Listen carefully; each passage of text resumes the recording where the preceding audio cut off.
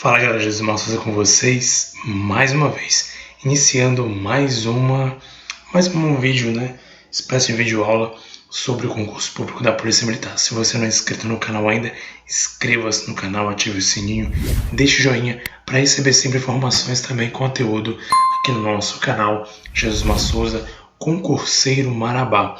Estamos falando sobre a Constituição baseado no edital anterior. Breve vai sair o edital da Polícia Militar do Pará 2020, a banca já foi escolhida, falei logo cedo, ontem, ou hoje, não sei qual horário que vai estar esse vídeo, Estou falando do dia 31 de agosto, não sei se vai estar hoje ainda à noite ou amanhã, pela parte da manhã ou da tarde, não sei. Mas a verdade é que no dia 31 de agosto foi anunciado que a banca EADES, ou EADES, foi escolhida como uma banca que vai levar adiante concurso público da Polícia Militar do Pará. Então, em breve estaremos fazendo aí uma análise melhor sobre a banca e trazendo também questões baseadas na banca. Claro, se a gente achar, obviamente, vou pesquisar um pouco mais. Vamos continuar aqui o nosso texto constitucional no artigo 5º, estamos lendo o artigo 5º da Constituição Federal, que é um dos conteúdos de praça do edital 2016, e vamos falar sobre o inciso 38. Inciso 38, que vai dizer: é reconhecida a instituição do júri com a organização que lhe der a lei assegurados. A linha A plenitude de defesa, a linha B, o sigilo das votações, a linha C, soberania dos vereditos, e a linha D, a competência para julgamento dos crimes dolosos contra a vida. Está falando sobre o reconhecimento da instituição do júri. O júri, como o próprio inciso, a própria linha D vai dizer, ele geralmente é montado, é formado para julgar os crimes dolosos contra a vida. Perceba que geralmente casos, principalmente aí de grande repercussão nacional, quando se trata aí de crimes contra a vida, é formado um júri.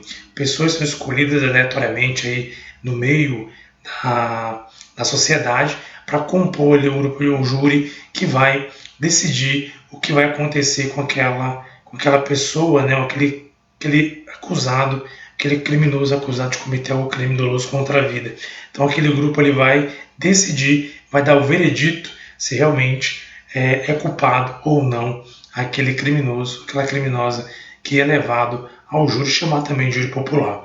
A linha vai dizer que a plenitude de defesa, obviamente, a soberania dos vereditos, ou seja, os vereditos são soberanos desde que já dado o veredito não tem mais como alguém querer contestar ou algo do tipo. E a D, como a gente já falou, é competência para julgar os crimes dolosos contra a vida. Aquilo que é atentado contra a vida é o júri quem vai fazer o julgamento de acordo com o que manda a lei. Como diz, com a organização que lhe der a lei, ou seja, a lei vai especificar como é que funciona todo esse aparato do júri. Vamos no inciso, é o inciso 29, Aliás, 19, estamos no inciso, falei errado, aqui é o inciso 38, certo? E agora o inciso 39, perdão, gente, inciso 39. Não há crime sem lei anterior que o defina, nem pena sem prévia combinação legal.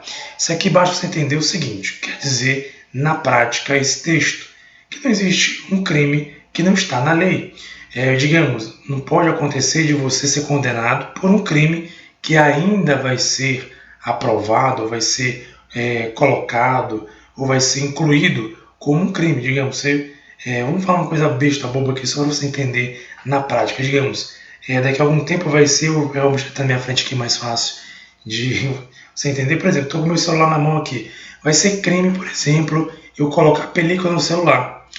Digamos que eu ainda não coloquei a película, Coloquei a película hoje. E amanhã alguém diz, olha, é crime colocar a película no celular. Eu não posso ser preso hoje por um crime que não está previsto na lei. Ou seja, não pode existir um crime sem a lei anteriormente, ou seja, sem a lei previamente, ela indicar que aquilo é crime. Eu só posso ser condenado, só pode haver crime se existir uma lei anterior que define o crime. Então não posso ser preso por colocar película se, quando eu coloquei a película, não existia o crime em colocar película. Então veja que é o que está dizendo, não há crime sem lei anterior que defina. Todo crime, toda condenação que é feita em cima de um crime, toda apuração, todo o trabalho ali de, enfim, de incriminar alguém tem que estar baseado em uma lei que já anteriormente já definia o crime. Não pode ser definido o crime após, tem que ser antes, né? Só pode se definir um crime se houver uma lei antes que defina que realmente é um crime.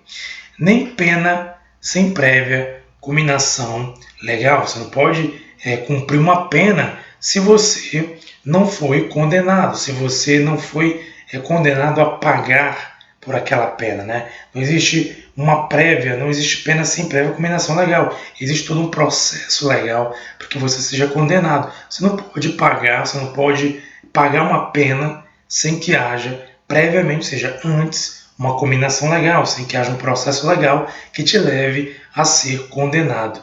Então, é o que está dizendo aqui, você não pode pagar uma pena ou ser apenado sem haver uma cominação legal que venha justificar essa pena. Então, inciso 39, né, muito importante para a reflexão. 40. Inciso 40 vai dizer assim: a lei penal não retroagirá salvo para beneficiar o réu. Isso aqui é um clássico. Clássico. De vez em quando, apesar de ser bem conhecido essa lei, ela cai muito em concurso público.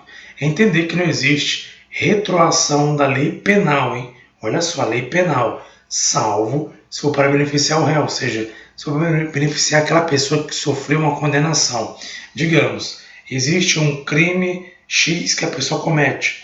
Se vier uma lei dizendo que aquele crime ali, digamos, a pessoa foi condenada mês passado, e aí esse mês é votada uma lei no Congresso que diz que aquela pena daquele crime que ela cometeu vai aumentar em mais 1 ano ou 2 anos de prisão, né?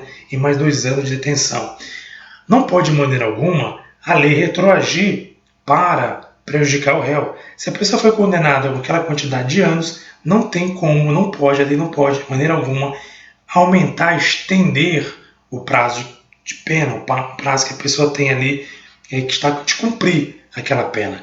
Agora sim, se for o contrário, se aquela lei ela vier beneficiar o réu, aí pode. Entender que para benefício, a lei penal retroage. Agora, caso contrário, não, em regra, a lei não retroage. A exceção, salvo para benefício do réu. Não esqueça isso, hein? Pode ser importante, pode cair na tua prova também. Inciso 41 vai dizer assim: a lei punirá qualquer discriminação atentatória dos direitos e liberdades fundamentais. Tudo aquilo, uma discriminação atentatória, ou seja, uma tentativa ali de discriminar os direitos e liberdades fundamentais, a lei vai punir. Já está dizendo, nós estamos aqui lendo o artigo 5º, né, que fala sobre os direitos, né, sobre direitos e liberdades fundamentais. Então ele está dizendo que a lei vai punir quem quiser, de alguma maneira, discriminar os direitos e liberdades fundamentais. Aqui vimos uma proteção à questão dos direitos fundamentais e liberdades fundamentais. 42 vai dizer o seguinte: a prática do racismo constitui crime inafiançável e imprescritível, sujeito à pena de reclusão nos termos da lei. Isso aqui é importantíssimo memorizar. Por quê? Se você ler o próximo inciso, o inciso 43, geralmente as bancas gostam de fazer uma confusão. Né? O inciso 33, e o inciso também é o 34, eles gostam de misturar tudo isso para fazer o candidato se confundir na hora da prova. Lembre, a prática do racismo é crime inafiançável e imprescritível. Você pode fazer o seguinte para memorizar bem essa questão do racismo. Você memoriza racismo e racismo. Lembra da letra I de racismo? Inafiançável e imprescritível. Inafiançável Imprescritível significa o quê? Inafiançável. Não cabe fiança, pagamento de fiança. Imprescritível, não prescreve. Pode-se passar o tempo que passar, se houver uma denúncia, se houver ali uma denúncia sobre um crime de racismo, mesmo que passou o tempo, continuará valendo aquela denúncia e a pessoa pode sim pagar, ela pode sofrer a pena de reclusão nos termos da lei, como vai completar o inciso 32. Então, prática do racismo é inafiançável, ou seja, não cabe fiança, não pode pagar a fiança e sair, e imprescritível. E imprescritível, porque ele não prescreve, pode passar o tempo que for, continuará valendo se houver uma denúncia com respeito à questão do racismo. Lembra? Racismo, inafiançável, imprescritível. Inafiançável e imprescritível. Vamos lá ao inciso 43. A lei considerará crimes inafiançáveis, olha só, que outra situação de inafiançáveis, e insuscetíveis de graça ou anistia, a prática da tortura, o tráfico ilícito de entorpecentes e drogas afins, o terrorismo e os definidos como crimes hediondos, por eles respondendo os mandantes, os executores e os que podendo evitá-los se omitirem, que tem bastante informação, né? Vamos lá. Tortura, tráfico de entorpecentes e drogas, terrorismo e os crimes hediondos são considerados inafiançáveis e insuscetíveis de graça ou anistia. Inafiançável, a gente já falou que não cabe fiança. Insuscetível de graça ou anistia significa que não pode ali, de alguma maneira, a pessoa ser anistiada. Né? Como que significa uma anistia? É como se dá uma espécie de perdão, como se a pessoa perdoasse, né, aquele crime, perdoasse aquele delito. Então aí a gente chama de anistia ou graça, né, de graça ou anistia, porque alguém é perdoado ali pela anistia e não vale mais aquele crime que ela cometeu. Mas a Constituição deixa bem claro que tortura, tráfico ilícito de entorpecentes e drogas afins, terrorismo e crimes hediondos não cabem fiança, muito menos graça ou anistia, certo? E ele vai dizer que quem responde são os mandantes, os executores e aqueles que se omitem. Importante memorizar isso, hein? Olha, mandantes, os executores e aqueles que se omitem. Mandantes é aquele, por exemplo, que manda cometer o crime, a tortura, por exemplo, prática da tortura, alguém vai lá e manda torturar alguém. É o mandante, não foi ele que torturou, mas ele mandou, ele responde. O executor, o cara que fez a tortura. E alguém que sabia da tortura, alguém que sabia do acontecimento, sabia que aquilo estava ocorrendo, ou soube que aquilo ocorreria, e não se omitiu. Então ele não tomou a atitude de denunciar, de expor aquela situação que se encontra aquela pessoa vítima, né, desses crimes. Então, esse também que se omite responde igualmente os mandantes e os executores. Então, galera, isso aqui é muito interessante, viu? Pode cair na prova. O que acontece muito é de esses três incisos aqui, o 42, 43 e o 44, caírem nas provas misturados. Alguém coloca lá o racismo como inafiançável e suscetível de graça, quando na verdade é inafiançável e imprescritível. Outras provas trocam e colocam que a tortura, o tráfico ilícito, os crimes hediondos são inafiançáveis e imprescritíveis, quando na verdade não são. Inafiançável e imprescritível são os crimes do racismo, né, a prática do racismo. Então, muito cuidado com esses termos utilizados aqui no 42, 43 e 44. O 44 ele é igual à prática do racismo. Então, para você memorizar, lembra que tanto a ação de grupos armados, né, que nós vamos falar agora aqui no inciso 34, a ação de grupos armados e o racismo têm a mesma situação descrita na lei, qual seja, constitui crime inafiançável e imprescritível a ação de grupos armados, civis ou militares, ou seja, não importa se é militar ou civil, tanto civil como militar, é um crime, constitui um crime inafiançável e imprescritível, contra a ordem constitucional e o Estado democrático. Então, se alguém, por um acaso, se arma contra a ordem constitucional ou contra o Estado democrático, é um crime inafiançável e um crime imprescritível, assim como também o racismo, ou seja, não cabe fiança e não prescreve. A qualquer momento, essas pessoas envolvidas podem sim serem condenadas pelo ato que cometeram.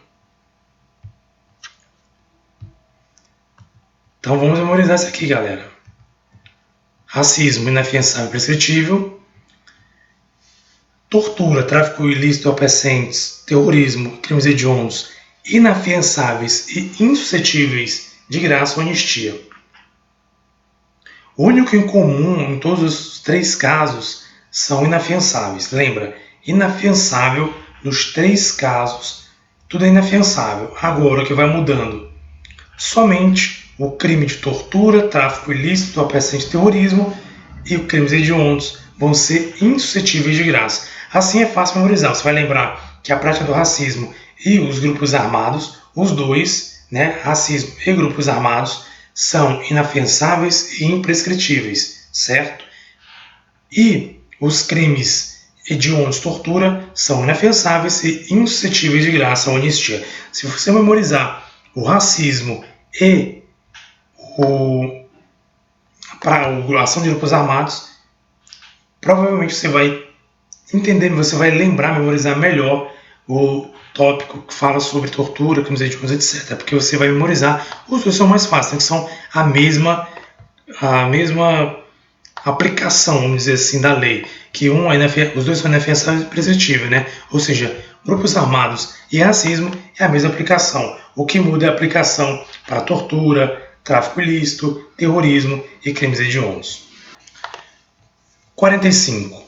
Nenhuma pena passará da pessoa do condenado, podendo a obrigação de reparar o dano e a decretação do perdimento de bens ser, nos termos da lei, estendidas aos sucessores e contra eles executadas até o limite do valor do patrimônio transferido. A regra diz que a regra vai dizer que nenhuma pena passará da pessoa do condenado. Significa o que dizer isso? Significa que se uma pessoa foi condenada, a pena não pode passar dela. Ela vai cumprir a pena tantos anos. Não tem como passar para outra pessoa, o filho ou o descendente, não existe isso. Não pode passar a pena do condenado. Agora, a obrigação de reparar o dano, se houve um dano, se houve ali um dano, a obrigação de reparar o dano pode sim ser estendida, mas até o limite do valor do patrimônio transferido. Vamos supor, alguém cometeu um crime de um desvio de verba pública, e aquele de verba pública ali deu, vamos dizer assim, vamos falar um valor que qualquer, R$1 milhão, R$1 milhão em verbas públicas desviadas. E vamos supor que, por um acaso, uma pessoa lá que foi condenada, de alguma maneira foi condenada, e vamos supor que ela morreu, Vamos dar um exemplo aqui qualquer. Morreu. Em regra, a pena não pode passar do condenado. Agora, para reparar o dano e a decretação do perdimento de bens, pode-se, nos termos da lei, Claro, a lei vai dizer tudo isso, estender aos sucessores e contra os executados. Então, o que acontece? Se tem um filho ou uma filha que tem bens herdados daquela pessoa que morreu, o que vai acontecer? A lei vai determinar que até o limite do valor do patrimônio transferido, aquela pessoa ela vai ter que ressarcir o dano, ela vai ter que ressarcir aquele perdimento de bens. Ou seja, ela vai ter que devolver aquele valor, porque ela herdou, porém aquele valor, como parte dele, ou totalidade dele, dependendo do caso, foi de fins ilícitos, causou algum tipo de dano, pode sim e deve ser cobrado dos sucessores, porém até o limite do valor do patrimônio. Vamos supor, se a herança deixada foi 2 milhões, pode-se cobrar ali até 1 milhão dele ali, que é o valor até o limite. Vamos supor que transferiu aí 300 mil somente. A pessoa faleceu e ficou apenas 300 mil para o sucessor. Pode ser cobrado até 300 mil, porque obviamente não vai se cobrar o valor de 1 milhão do herdeiro, do sucessor daquela pessoa. Vai se cobrar até o valor limite do patrimônio que foi transferido. Ou seja, aquele patrimônio que a pessoa recebeu, ela pode e vai ter que pagar por aquele dano até o valor transferido. Ou seja, nesse nosso exemplo aqui, se a pessoa recebeu 300 mil transferidos para ela, ela vai pagar até o valor de 300 mil, vai devolver, vai ressarcir como manda a lei. A lei regulará a individualização de pena e adotará, entre outras, as seguintes, que é nosso inciso 46, né? Olha só o rol aqui de penas, né? Olha só o rol de penas que a lei poderá aplicar. É importante você entender, se você puder memorizar bem, mas se você entender melhor ainda, porque eu já vi provas cobrando algumas coisas assim que quando a gente lê, quando a gente conhece, tem uma noção, a gente vai entender que é totalmente errado. Porque tem prova que diz, né, que uma das formas de aplicar uma pena é a tortura. Claro que não, né? A Constituição ela é desfavorável à tortura. E olha só o que vai dizer aqui as formas de punição, as formas de penalidades que podem ser aplicadas de acordo com a Constituição Federal.